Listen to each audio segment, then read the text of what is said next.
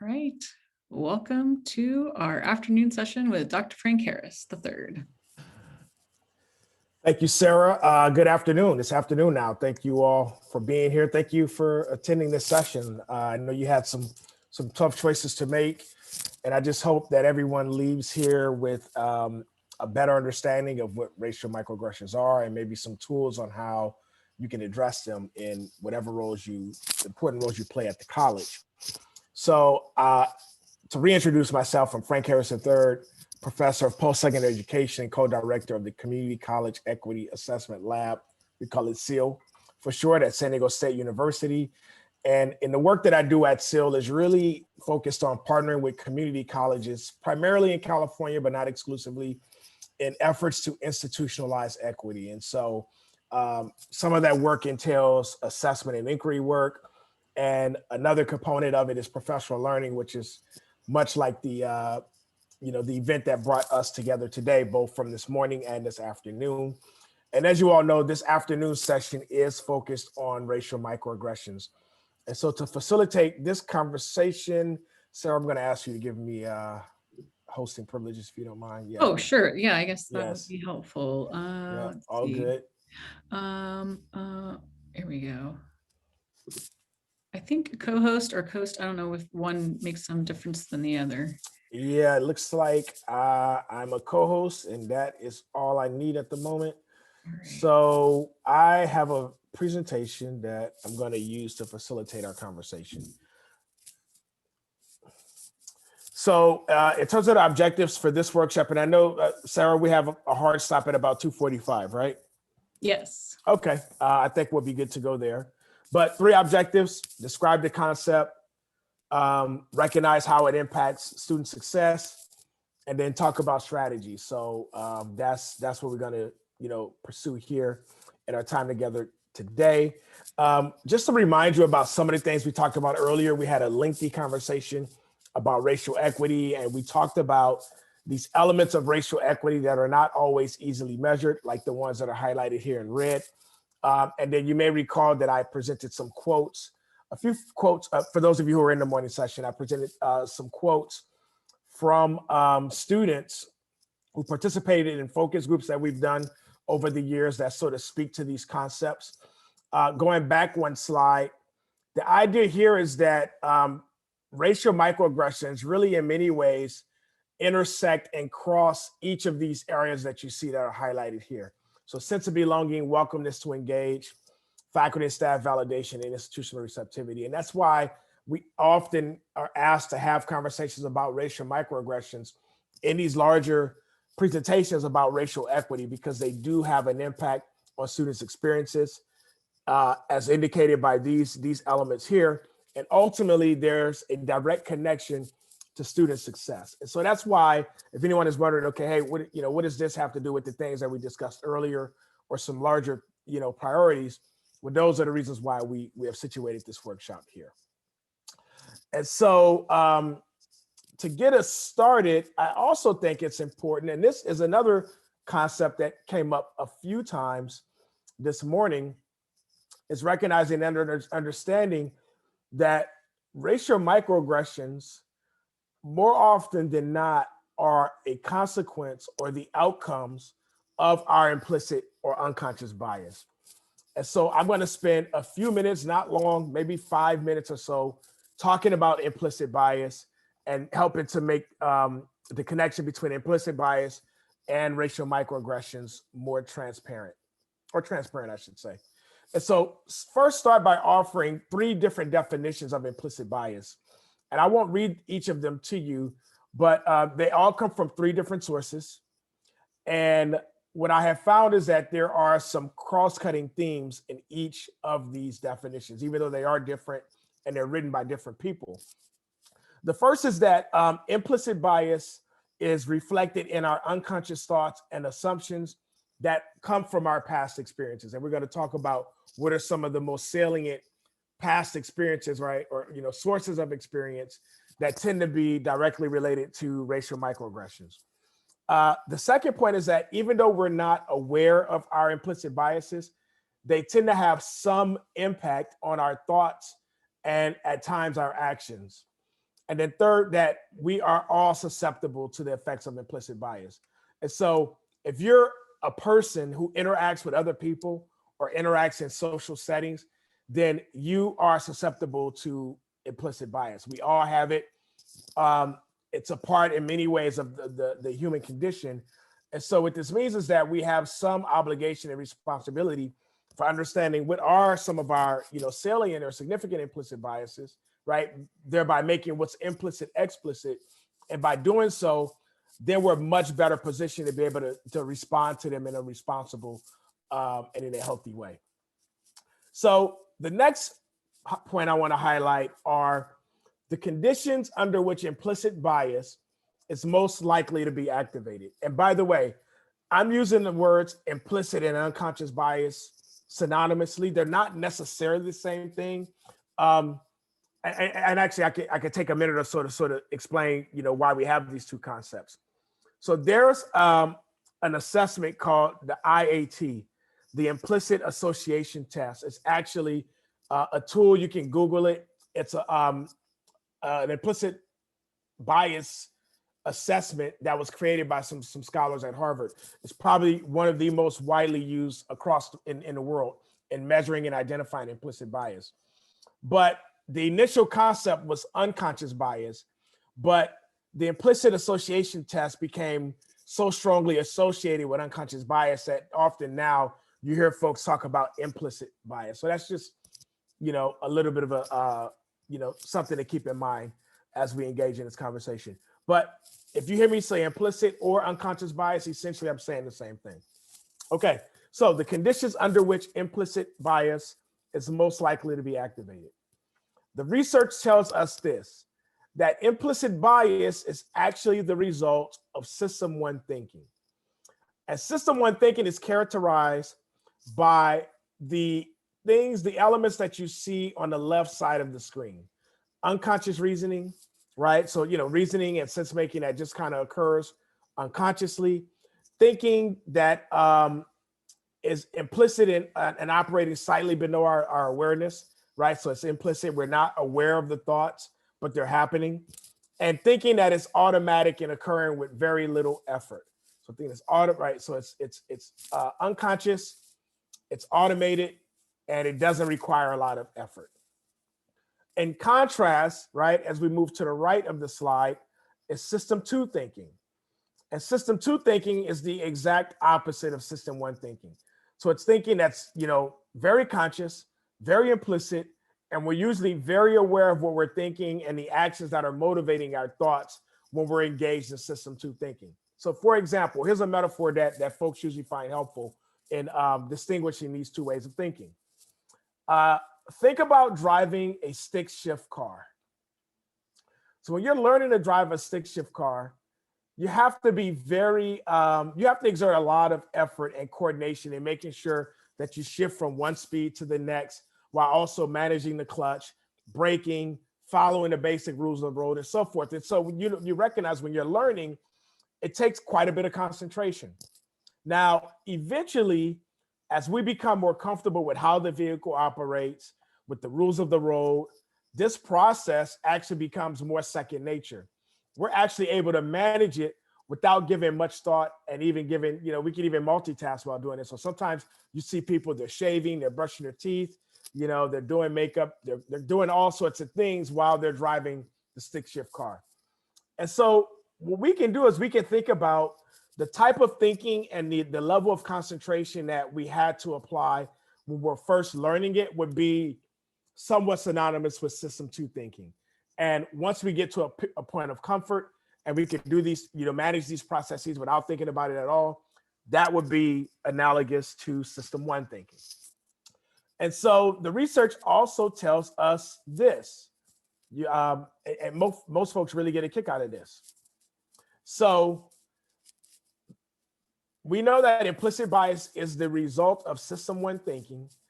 And we also know that system one thinking is more likely to be activated when certain conditions are present within the environment in which we're working, right? The first is when we're in situations that involve ambiguous or incomplete information. So we're in a situation, there's a lot happening, we have to respond, but we don't have a lot of information, either about what we're doing or about who we're working with. Second is when time is constrained, right?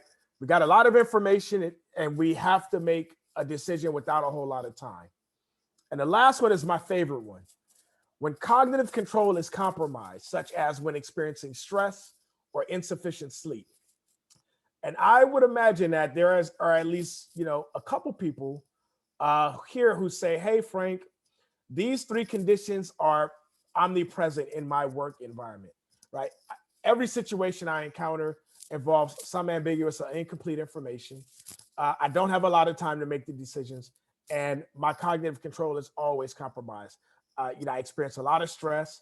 I have a hard time sleeping.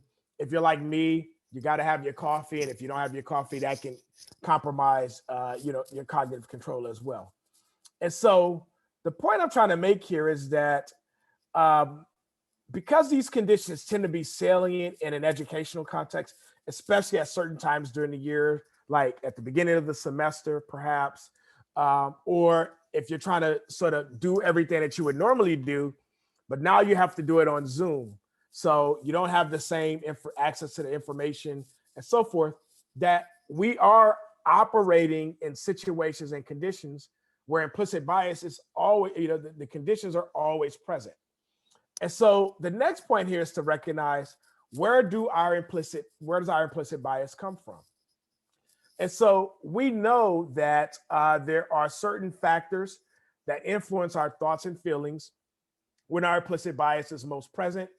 More often than not, by and large, is derived from our past experiences. And so to give some examples, the information we consume in the media, be it in television or online, could be a source. Nonverbal behaviors of others, right? There's a lot of research that has been done on implicit bias that actually involves researchers observing how educators in preschool environments and early childhood environments interact with kids, and how other kids respond to those kids based on their observation of how the adults have interacted with them.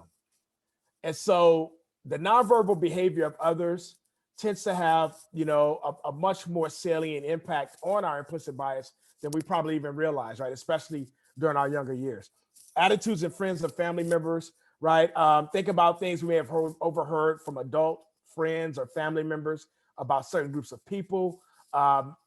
The interactions, especially early interactions we've had with different groups of people, the observation of social roles and perceptions of social value is one that I sort of want to talk about both of those as one and the same. And to give an example there, one of the most salient examples of, say, Black men in media tend to be presented as athletes, right? And so rarely do you see Black men presented or portrayed as doctors or lawyers or corporate executives or so forth. And so, as a result of that, when we think about the effects of implicit bias and what that may mean and what they may have, many people may assume, just sort of as a matter of fact, that successful Black men are more likely to have been, garnered their success by being athletes. And so that also has some impact on perhaps perception of social values and so forth. And so sharing all this to say that implicit bias has, a profound influence on our thoughts and actions. There are some processes that occur very, very early in our lives that we don't recognize as having some effect. And all of this is a precursor to the topic of the day, which is microaggressions. And I know a lot of folks have probably, already heard of the concept of microaggressions. Maybe some of you have studied it. Maybe you've experienced it, right? And so that I recognize that there might be a range of knowledge and understanding here in terms of, what we know and expertise around this topic. But for those who may be familiar and you're coming to this conversation for the very first time, I like to use the definition that's offered by Dr. Daryl Wing Su. And Dr. Su is widely known and recognized as the leading scholar on racial microaggressions. He's actually a professor at Teachers College at Columbia University. And so he's done really the most widely cited, widely published, widely referenced work in the areas of racial microaggressions. And he describes them as brief and commonplace verbal, behavior, or environmental indignities, whether intentional or unintentional, that communicate hostile, derogatory, or negative racial slights and insults towards people of color. All right. Pretty simple, straightforward definition. Um, we also know a few other things from the research on racial microaggressions. First is that they're pervasive, in the sense that a person of color and other minority groups experience microaggressions on an almost daily basis. And so obviously the focus of my work and the focus of our conversation today is about racial equity, which is why I'm centering racial microaggressions here. But we also have to understand that any targeted identity can be the subject of a microaggression. So, being a woman in a predominantly in a space that's dominated by men, having being a person with a disability, especially a visible disability, being a religious minority. So, perhaps you're Muslim, women who wear hijabs, that could be the target of a microaggression. Being a part of the LGBTQIA plus community and so forth. And so racial, microaggressions need not be exclusively racial, but the focus of our conversation today is on those that are rooted in racism. Some other points here is that, we know they can be expressed both verbally and non-verbally. We're going to talk a lot about that today, so I won't belabor that point. But regardless of how they are expressed, one thing we do know is that racial microaggressions invalidate the experiences and intellectual capabilities of people of color. And because racial microaggressions are often expressed subtly, sometimes it's difficult to know what someone really thinks or feels when you're on the receiving end of one. So for example, a professor says to a student who responds to a question that he poses in class, "Wow, really good answer. I really did not expect you to know that." That student, right, may often wonder, why was the professor surprised that I knew the answer? And may actually really, experience a lot of anxiety in trying to unpack and figure out what that interaction meant. And, what does the professor really think of her? And it can actually be exhausting and take up a lot of emotional time and energy when that happens. And some folks are probably wondering, well, what if I didn't mean to say it, right? Or what if I intended to be complimentary? Well, we also have to recognize this, is that because our racial microaggressions tend to be, when we microaggress someone, it tends to come from some area of implicit or unconscious bias. Sometimes we can say things or we can do things that are microaggressive and not even recognize it and know that that's the impact that we've had on someone. And so, again, going to talk a lot about that. Last point here before we move to the next slide is that because of this last point I made, right, about them, being pervasive and so forth, some researchers say that racial microaggressions, can actually be more psychologically damaging than overt acts of racism. Now, I'm not here to debate that, and I don't want to necessarily get into a dialogue about saying what's worse or what's better. Whether you rather someone just sort of be outright racist or microaggressively racist. I don't think that's necessarily a conversation that serves us well today. But I do want to highlight that the difference here is that with an overt act of racism, there's really no need to second guess or wonder how the person feels about you, right? You pretty much know where you stand with that person or how that person feels about your identity from that. Whereas with microaggressions, because of the subtlety, because of the oftentimes stealth nature of them, you don't always know. And that can engender anxiety and discomfort and so forth. Okay, so another point here is that because there tends to be a lot of uncertainty around racial microaggressions and the fear of retaliation, it can be very difficult to address them when they happen. And part of the challenge here is that most people, especially educators, actually see themselves as good, caring people who care about the well-being of others. And so sometimes when it's brought to your attention that you've microaggressed someone, the initial response can be one of defensiveness. right? Or one in which you blame the person who's been on the receiving end or so forth. But here's what we got to understand. Most of us, myself included, has likely been microaggressed at some point and has microaggressed, have been on, the receiving end and the descending end of a microaggression. And so again, in many ways, it's part of interacting in a social world. That doesn't mean that we should see them as acceptable and that we shouldn't do anything about it. But I think it does, when we acknowledge this, perhaps it makes it easier to accept some accountability for our microaggressions. And we'll talk again more about strategies as we delve further here. We talked about this a little bit, but again, want to highlight that microaggressions can be expressed in many different ways. So we already know, and we already talked about they can be expressed both verbally or non-verbally. And because we're interacting in this virtual world, I've sort of put verbal and text as kind of one and the same. So someone could say something, or someone can type something in the chat or post something, on a discussion board that could be microaggressive. There's also nonverbal, right? And that is oftentimes rooted in the way that someone reacts to you physically, that can convey, microaggressions. They can also be environmental. So we think about a racist image or a meme.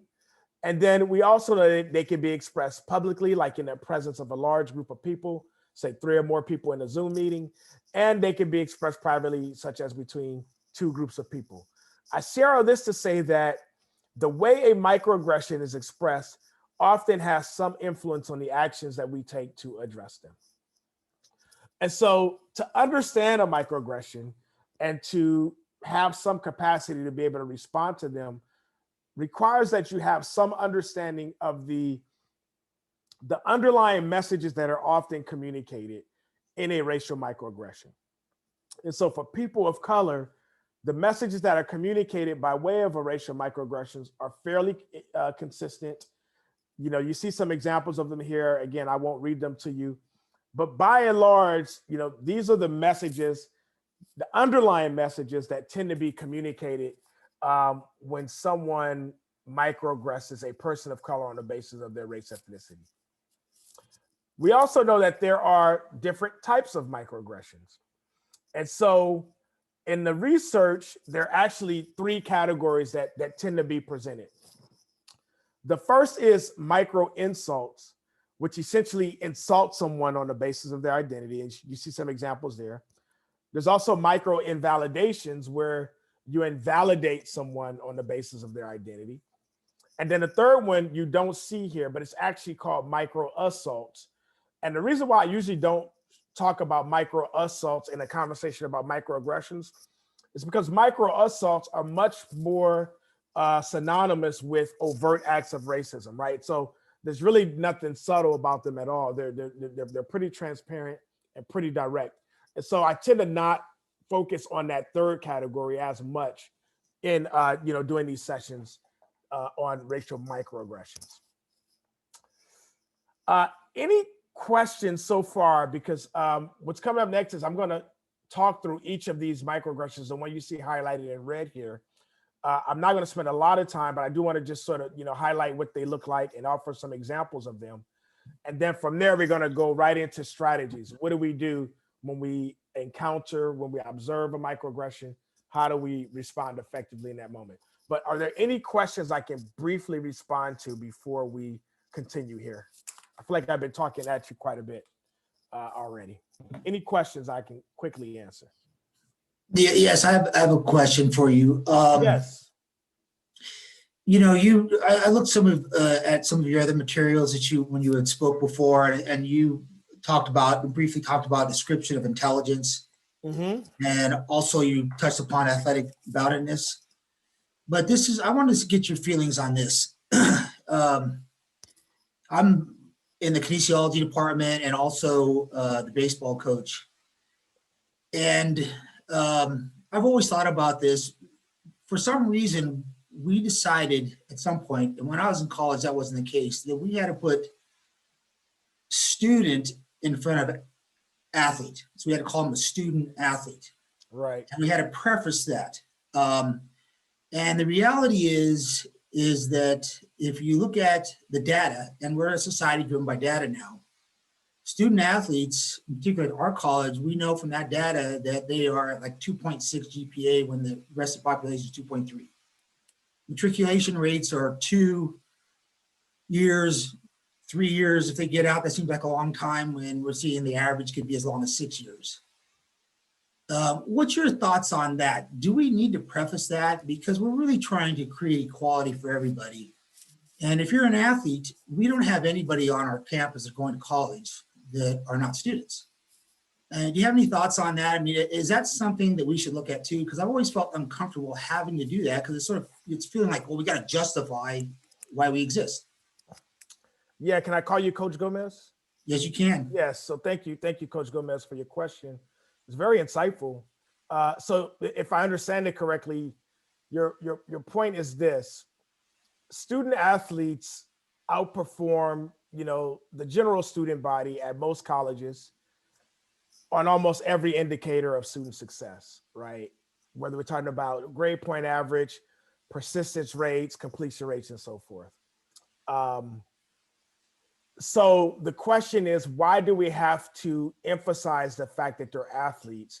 If someone is a part of an associated student government, right, or in some other club or organization, we call them students. We don't necessarily call them student leaders, right? Is that sort of the flavor of your question? Yeah, it's just like they can stand on their own by being athletes. And when we're saying students, we're sort of, we have to justify the existence when the data supports that they're doing much better. That they are students. And I think, so, excuse me, in a sense, I'm thinking that that's almost, an odd way of looking at a microaggression, because we have to preface it by saying student.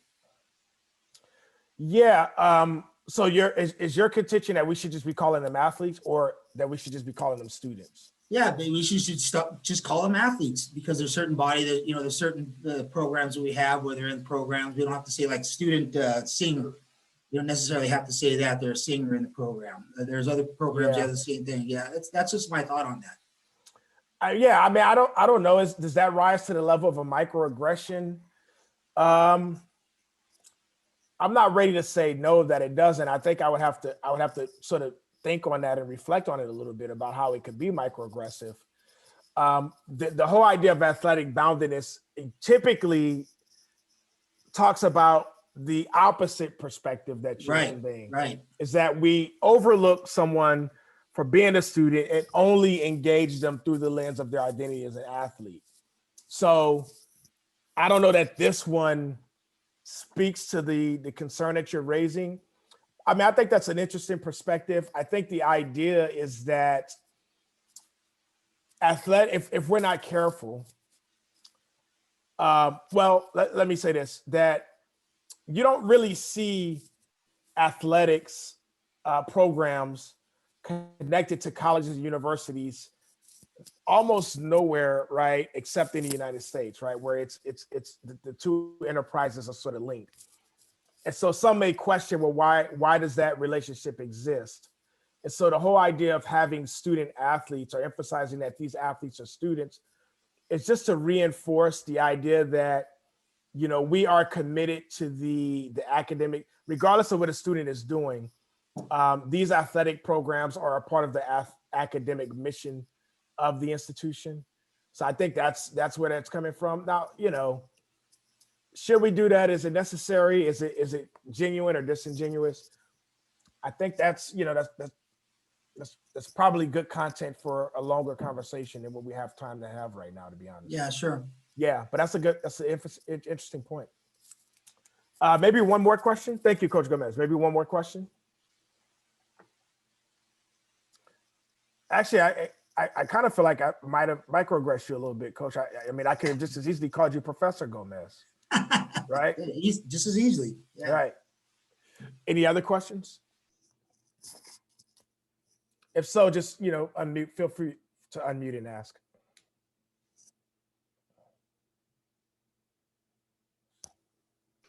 Actually, I did have one. Yeah, go for it. Microaggression that you gave the example of about the insightful. Was it the comment at the end where it said, I didn't expect you to know that was the problem? Because I've definitely told people that was a really insightful, approach to the paper or the reading or something, but I've never added that second part. So is that what makes it into a microaggression, or is just saying that you thought something was insightful, the microaggression? More so the latter part. Okay. It's sort of microaggressive on two levels. Okay. The first is what was said, I didn't expect you to know that, right? But the part that we can't see and can't hear that also might make it microaggressive is the nonverbal communication that goes along with the I didn't expect you to know that. Like if somebody's like, whoa, like I'm really shocked and surprised, right? I didn't expect you to know that. That's the part where students, or people I should say, tend to experience that as a microaggression, both in the I didn't expect you to know that, which was said, and also in the nonverbal communication that accompanies that particular message is where there's a problem. Okay, thank you. Yeah, thank you. All right, let's continue. We should, if I do this correctly, which I haven't necessarily been doing today, but we should have more time for questions towards the end here. All right, so I'm going to move through these next ones pretty fast, and then again, if anything's not clear, let me know, and I'll be happy to clarify. So first one, there are three microaggressions, and I actually talked about these three in the morning session. That we're going to talk about 8 or 9 of these, but 3 that are the most prevalent that we see in education, and that is an ascription of intelligence, pathologizing culture, and an assumption of criminality. So this is the first one. This one occurs when we devalue or disregard someone's intellectual capabilities based on their race. We see some examples of statements here that are often expressed in this regard. And of course, we just had a little bit of conversation about this first one here. Wow, you're so articulate. Or, did you write this? When someone outperforms the low expectations that we have of them, regarding their intelligence, and we communicate that could be an example of a microaggression based on its description of intelligence. Okay, assumption of criminality. Here's the second of the big 3. And this is where we assume when we view a person of color as being dangerous, a thug, or someone who's likely to commit a crime based on their identity. And so, we see this, and a lot of times this is connected to the news media that tends to portray people of color in these criminalized ways, but also some things that we see in education. So, following students of color around the bookstore to make sure they don't steal anything. Or an example that I shared earlier, they're just here for the financial aid. They're just here to basically take a resource that they're not entitled to, right? Or maybe you have a faculty member that might be more attentive to people of color during an exam because the assumption is that they're more likely to cheat. All of those would be examples, and then you see many here, a few here on the slide that would speak to an assumption of criminality. Next one is second-class citizen, is when we render people of color as unimportant or invisible in spaces where whites are present. We see a couple examples here of this one. This is the third of the big 3, pathologizing culture. When we assume that people of color will make derogatory statements about communities of color, or assume that people of color come from communities that are not value added to the educational context. So when we hear people say things, oh yes, this is another one of my favorite. Those students don't care about education, right? Emphasis on the word those. Those usually doesn't mean students who look like me or share my identity, right? It's some students who I perceive as an outsider or who I perceive as lesser than are the ones who don't care about education. This third one, I guess this will be the fourth one here. They're just here for the financial aid. This is one that I talked about in an earlier one, assumption of criminality, but also recognize that with microaggressions, some of them can be, I guess I would say the lines that blur them tend to be more fluid. So there are some that sound like others. There are some that can be categorized in more than one category. And so it's not always just about exactly placing it in the right category. Perhaps what's most important is that you recognize that a microaggression has occurred, and you have some productive and responsible way of responding to it. Okay, moving along. Different norming. And different norming actually sounds, well, actually, this is when someone assumes that they have the authority to negatively categorize or uncategorize a person of color. And this usually occurs when the person does not neatly conform to their racist stereotypes and assumptions that someone has bought into about that person or about their identity. And so we see, a handful of examples here where different norming has occurred. I won't read them to you, but you can take a look there. Next, we have athletic boundedness. And this is where we assume that a person of color, usually a man of color, but not always, is assumed to be an athlete. Now, let me be very clear about this. Absolutely nothing wrong with being an athlete.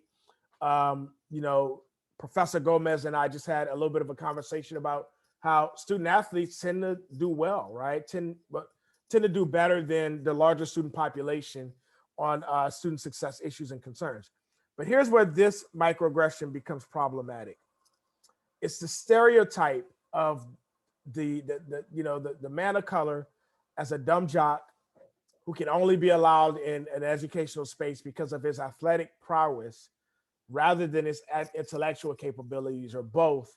That's when it becomes problematic. Next, we have outsider on campus. Now, this one is actually pretty closely aligned to one that I shared earlier, that being the second-class citizen microaggression. But this is one happens when we assume a person of color does not belong in academic spaces, such as the library or an advanced math class or something like that.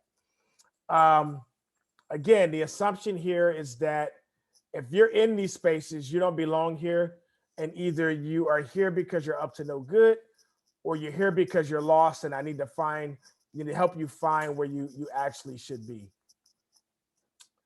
Next, we have color blindness. And this one occurs when a person pretends not to see color. I'll admit this one could be a little bit tricky and confusing because I think oftentimes we are taught that it's rude or impolite to see someone based on their race, although we're constantly making judgments about people, based on their racial identities. But I would contend that it's not necessarily rude to recognize someone's race. In fact, I would say most people of color, though not all, but most, would probably say that their race is a salient aspect of who they are and a part of their identity about which they're proud. The problem occurs here is when we make negative judgments and characterizations and treat people poorly based on their race. And we see some examples of that here. Last one is the myth of meritocracy. And this is where we assume, where we assert that race plays little or no role in life opportunities and success. I suppose that, we could have a bit of a philosophical debate about that. But, I would argue, and many others would argue, and certainly some would disagree, is that there's some pretty transparent ways in which race has some impact on opportunities, access to resources, access to information, and other things, access to certain networks that could be valuable in navigating, educational and career spaces. And so we see some examples of what a myth of meritocracy might look like.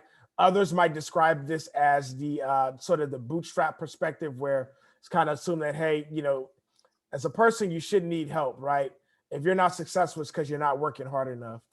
And that we completely ignore things like systemic oppression and, institutional racism and all these other social phenomenon that has had a very tangible impact on life opportunities and success for people of color.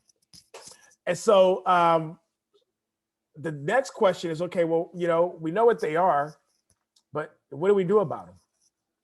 And so in order to do this and to talk about strategies, I'm going to introduce you to a framework called the R.A.V.E.N that my colleague Luke and I, who I referenced earlier, developed.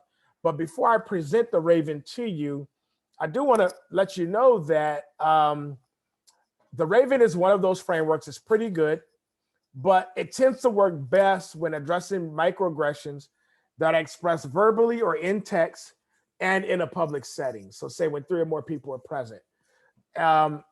So it's not necessarily designed for the nonverbals per se, although I think, in this Zoom or this virtual space, it does sort of open it up, gives it some utility in that space. But the nonverbal communication in person, the R.A.V.E.N is probably not necessarily the best tool for that. And so let's talk about it. So first, the R.A.V.E.N is a 5-letter word, and each letter of the word R.A.V.E.N stands for one step in this process that we've designed to respond to microaggressions. So first is to redirect the conversation. So let's say we see something happening, right? We see one of our students being microaggressed by a staff member, a colleague, a faculty member. The first thing we need to do, that we have a responsibility to do, is to interrupt the interaction with the goal of immediately, we don't want any further harm to occur, right? So we pull the colleague aside. Hey, Frank, need to talk to you. Hey, Frank, we have an emergency situation over here. Oh, Frank, I got some information for you that might be helpful in the conversation you're having. But we do something to sort of disrupt whatever is happening from happening. That's our first step. Our next step is to ask probing questions, right? Because and this step is important for a couple reasons. First is, remember, racial microaggressions are rooted in our implicit bias. So sometimes we're microaggressing someone, and we don't even recognize that that's what we're doing. And so this asking probing questions, I'll give you an example of some things we might say. This step provides an opportunity to create some cognitive dissonance between what the person's thinking and what they're saying. It also gives us an opportunity to clarify, because sometimes maybe we hear something, or we think we hear something and we're not exactly sure that we've heard what we heard. And so this step gives you an opportunity to seek clarity and to make sure you've heard what you've heard.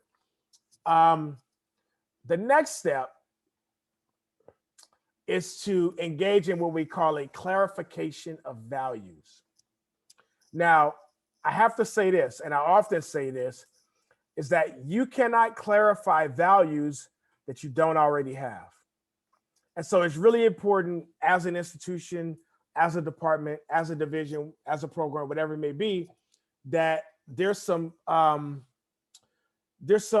shared upon, agreed upon norms and values as to who we are and how we engage as an organization. Because sometimes this is going to be the best resource that you have when wanting to respond to a microaggression. And so some things that you might say, hey, in this department, we work really hard to create a space that's safe and welcoming for all students. So when you say the way you treated that student or what you said to that student is not aligned with those values, the values that we espouse as a department or as as an institution, right? It's not consistent with who we are. So that's really important to do. Next, we have to emphasize and empathize our own thoughts and feelings. Because oftentimes we might assume that the only person that's harmed by a microaggression is the one who is directly targeted by it. But remember, a lot of times this is occurring in a community, right? In a classroom community, in an office, in a department. So there are usually other people present. And sometimes there are other people present who share that same identity that's being microaggressed. Or there may be other people who are present who don't share that identity, but they're still equally offended and dismayed by what's said. And so at this point, we really have to make sure we say, when I hear you say something like that, here's how it makes me think. Here's what I think. Here's how it makes me feel. And here's why I'm offended by it, right? And so to understand that it's not just about the person who was targeted, but it's about how this statement or this act disrupts norms and expectations that other people, present company included, might find problematic and offensive. And our last point here is next steps, right? Now, this is important because we have to remember a college is a learning organization.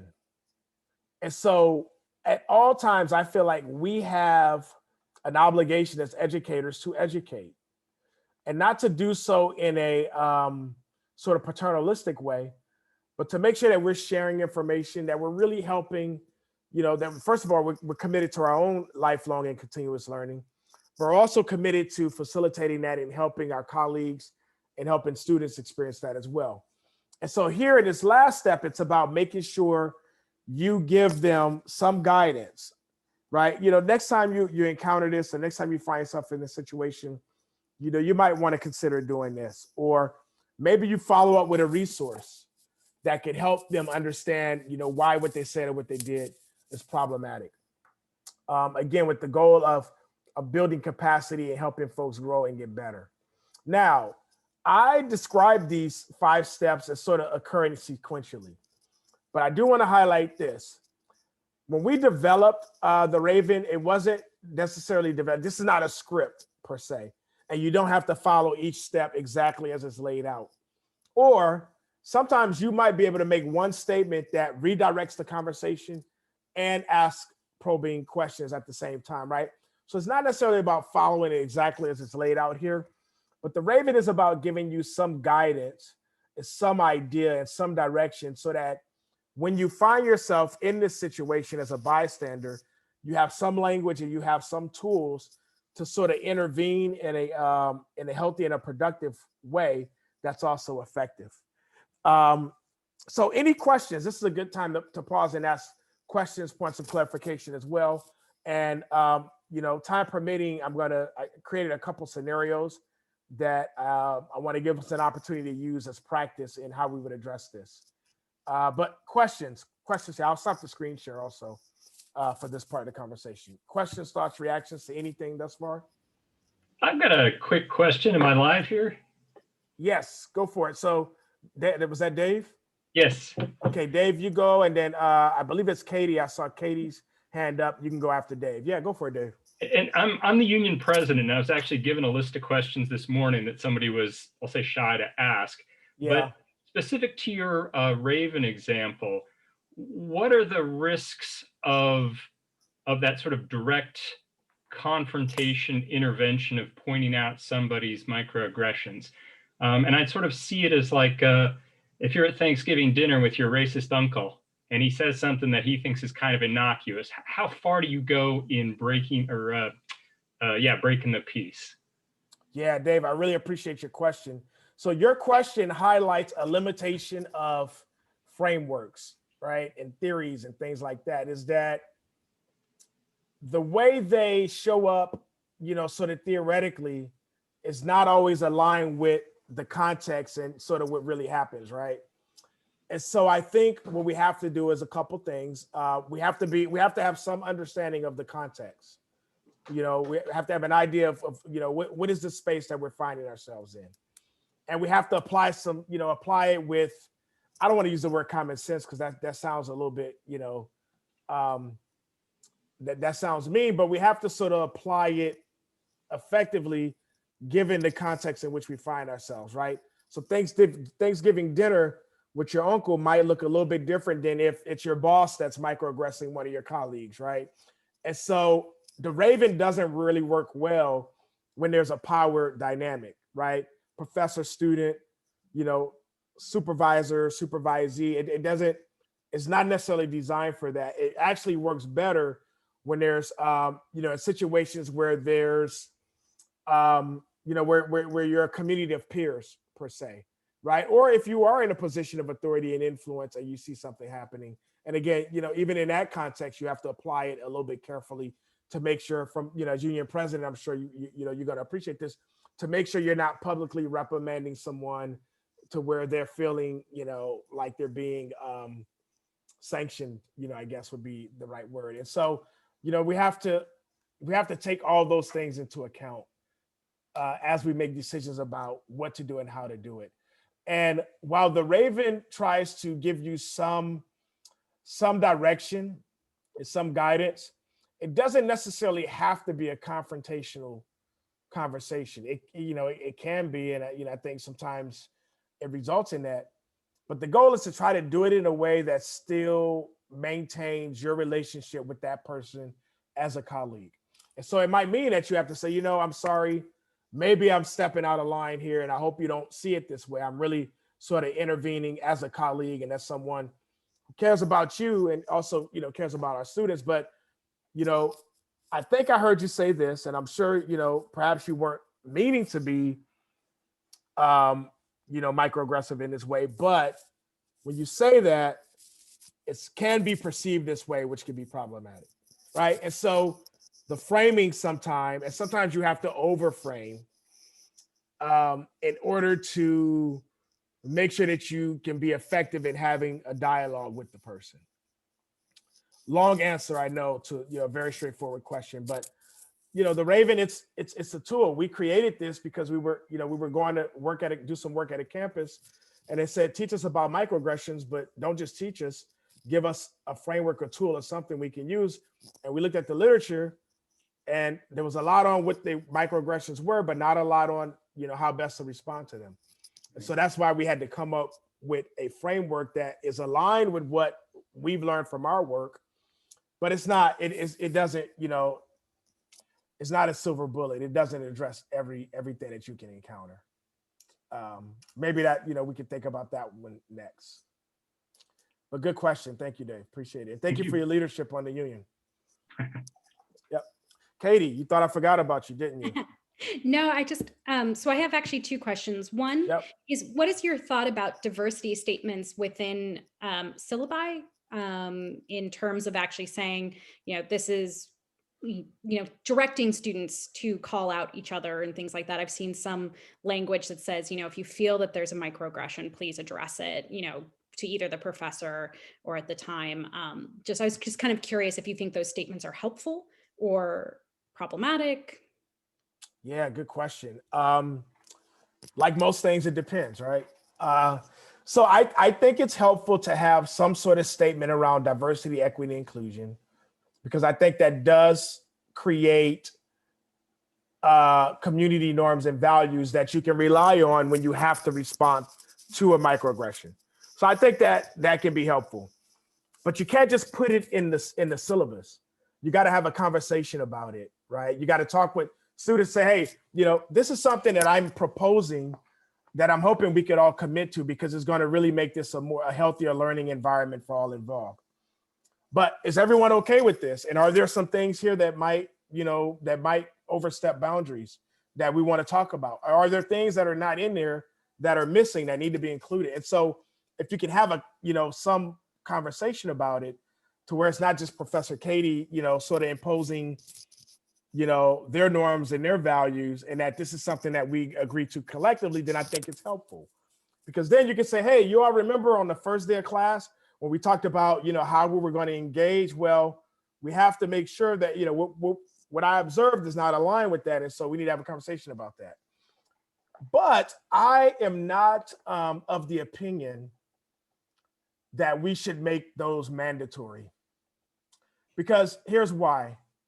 If you don't really believe in those statements as an educator, and you're not willing to really model them for your students, then I actually think it's you create a false sense of safety for students by having it in there. And so I would say have it, but only if you really plan to use it and if you really mean it. And you're willing to also be held accountable by the same set of standards, is where I think it's important to do. But I wouldn't make them mandatory. I wouldn't say, hey, every faculty member needs to include this, because what's the point of including it if you're not going to really use it as a tool to create a sense of safety and a healthy learning environment for students? Thank you. And they had one other one, which was, I've recently started teaching film classes, and I had some interesting experiences. One, I always try to call out when I'm showing a historical film where things are no longer appropriate. But it was really interesting, was one of the movies I had the most difficulty with, where I actually had some students asking if they could watch a different movie, was one I didn't expect, and that was Black Klansman. And I didn't know how to kind of respond in a way that didn't come off as, no, you have to watch this because, yes, it's a difficult topic, but we need to deal with difficult topics. I didn't want to microaggress against someone for the fact that they found it too difficult to watch, but I also wanted to make sure that the content was getting across. So I wasn't sure in some ways how much we can, how we can accommodate different people's feelings when we come to like content material that they find problematic. Well, I think we have to first and foremost, so for example, and I'm going to use a different scenario, one that I see often is, you know, certain faculty say, hey, you know, I teach literature and I want to use certain books and so forth. But what if students find a certain thing that I assign triggering and you know, traumatizing? I think you have to listen to that, right? I think there has to be some conversation pretty early on before, you know, midway through the semester and it comes up in the syllabus about, you know, what is the learning purpose in each, you know, for each book or for each film. And, you know, why is it important to assign at this time? And what value is going to, you know, be gained by it? Not to say that you need to completely turn your class over to your students, but I think it's important to, you know, when we're using media and we're sort of, you know, using these things, I think they're great because they kind of help us address and deal with contemporary issues in kind of a more engaging way. But we also have to, you know, maybe think about some of the other unintended consequences. So for example, there's a film that I show called Fruitvale Station in one of my graduate classes that, you know, it's in my equity and diversity classes. So every semester I got to have a conversation with my students, say, you know, there's some tough language. You know, there's a young man who actually is murdered, you know, by law enforcement in this film. And so, and I also have to be, you know, willing to listen and really, you know, have some other options available as well. Because what I don't ever think it's, you know, our goal is never to traumatize students, right? Or you know, not to do any of that. But some things that, you know, there may be some things that we don't recognize that we do that might be traumatizing. And so I think, you know, do no harm, and the number one goal has to be to figure out, you know, how do we make sure that we're creating a learning space that's safe and that's healthy. And that doesn't mean that, you know, the student says, hey, you know, I agree with the concept of capitalism. So, you know, I find capitalism, you know, a traumatizing concept, and I don't want to take this, you know, econ class. I think that's, you know, I don't really sort of see those as one and the same. I think it really comes up, especially when we're talking about visual mediums where, you know, people are going to be consuming film and, you know, things like that. That's what I think. In a film person. Yeah, right. Yeah. Yep. Maybe one more. I see Coach Gomez's hand, but I want to give someone else an opportunity if they haven't. Yeah. I just was going to say one thing if he's not. Yeah, absolutely. Well, just an example. I was in a classroom, and this goes to Dave's question and Katie as well, but I was in a classroom where the instructor was giving a talk to the students about where they were going to do their work experience. And the instructor says, you know, when you go out to these work experiences, you got to be careful and look at your surroundings because some of the places are ghetto. Yeah. And classic microaggression, assumption of criminality. Yeah, right there. But, you know, I don't think they meant any harm by it. Honestly, no. They didn't. But this is, Dave, an example of where I, as a colleague, used the R.A.V.E.N approach, right? Right. And I went to her and I said, because I looked around the room, as soon as she said it, I saw that there was a couple of, well, 2 African-American students. One didn't get bothered by it, but the other one flinched. Yep. And so I said, you know, I saw it and I saw how uncomfortable she was. So I went over after the session ended and I said, you might want to have a conversation with that student because I could see that it bothered her by you mentioning what you did, right? And so the instructor was like, well, I didn't mean anything by it. I don't know why they took it that way. And I said, it's not that they took it, just want to make sure that they're fine with what was said, because those are considered microaggressions. And it doesn't mean anything when it's just one time, but when you see it 100 times or see it 50 times, it becomes an issue. And psychologically, you have to deal with that. So acknowledging it, and just like Dave said, like, do we approach people? Yes, because it's your colleague. It's the person that you relate well to, that they, you know, trust that you're helping guide them in the right direction. And I said, and maybe it might be good to address the student. So I think if she had said in her class, I'm willing to have these discussions. If I hurt you in any way, please come talk to me. I want to make things right and I want to learn from you, right? And so the student probably, if the instructor had that conversation at the beginning, as we were talking about, she probably would have approached her and said, you know, I felt kind of, awkward when you made that comment. And the student would be given permission to talk about how that microaggression felt. And so I just think that it's a great example of you, talking about the R.A.V.E.N approach and being able to share with students, not just put it in your syllabus, but just, be willing to embrace the concept as well for you to learn from them just as well as them learning from you. Just wanted to put that out. Yeah, no, thank you. And I'm not going to add anything because there's nothing that I could add that will be better than what you've already shared. So I want to just thank you for helping to make this stuff more transparent. Laura had her hand up, I know, but also Stephen.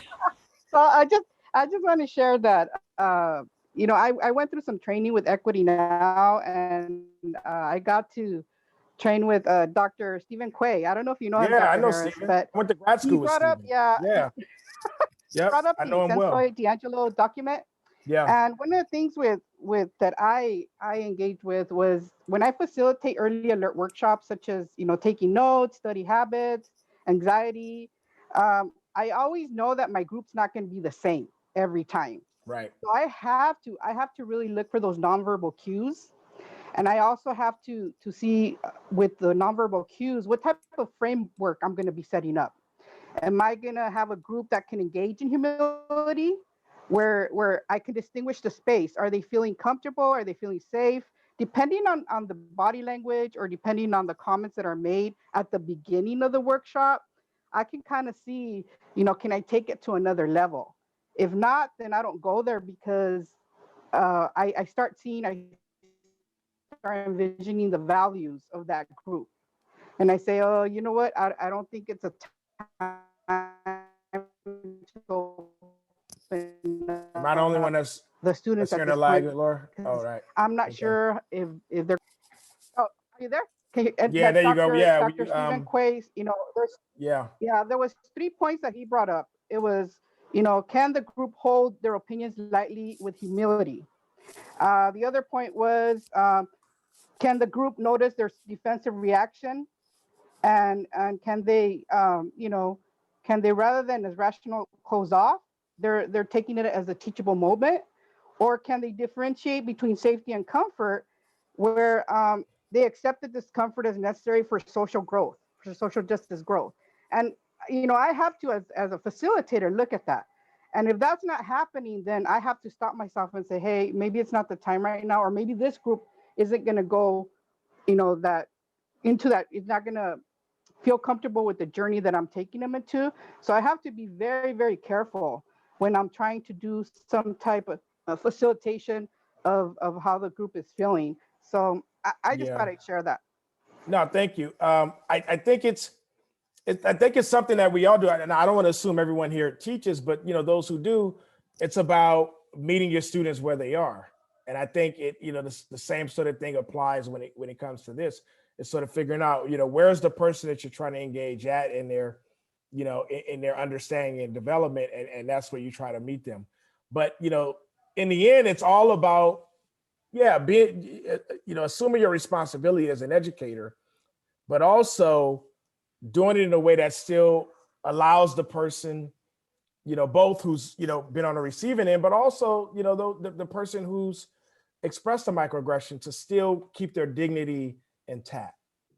Not their pride, but their dignity, right? Because we all deserve, no matter who we are, right? We all deserve to be able to have some dignity and feel like a sense of respect in this space, in this learning space. And so I think that always has to be the goal when we're engaged in this types of interactions. Yep. Steve, I don't know if you wanted to ask a question. Yeah, I could well, do, yeah, I could take one more. I know we're past time, but I could take Steve's question. well, thank you, Dr. Yeah. Harris. Yep. First of all, I just wanted to comment that it was actually an honor when you called me Coach Gomez, and believe it or not, the highest honor is when you just have coach and no last name that goes along with that. But my question is, and the reason I realized how outside the box it was when I asked it, because I have discussed it with my colleagues before about that, about the student athlete thing. But my thing is that, isn't the process and perhaps maybe even a goal, if we look at a goal, is to demystify stereotypes. I've got some notes down here, unjustified opinions, perhaps misinformation, so we can get to the point where we can just support the students to meet their goals. And in that sense, when we do that individually, then we're getting closer to equity. Across all races, of course. That's what we're talking about. So, that's why I asked that question. And if we can get there, I think we're closer to where we want to be. Yeah, I think the goal is that, no matter what a student's salient identity is, they feel like they belong, they're welcome, and that, they have a place in the institution, and that the institution recognizes them, values them, and is there to serve them. That's the goal, right? How that happens and, what needs to happen, I think that's part of what bring us here today, right? In some respects. Thank you all. This has been a tremendous time. Again, big shout out to Sarah and Nicole and Nikki Wana, and I'm sure there's some other folks here that I'm forgetting that I'm not seeing. But this is a collaborative effort. We worked together for months and planning everything. And so this is not just about Frank Harris, it's about your colleagues. So, make sure you show them some love if you enjoyed the day. And thank you, and hope to see you all again soon. Appreciate it. Thank you, everybody. Thank you.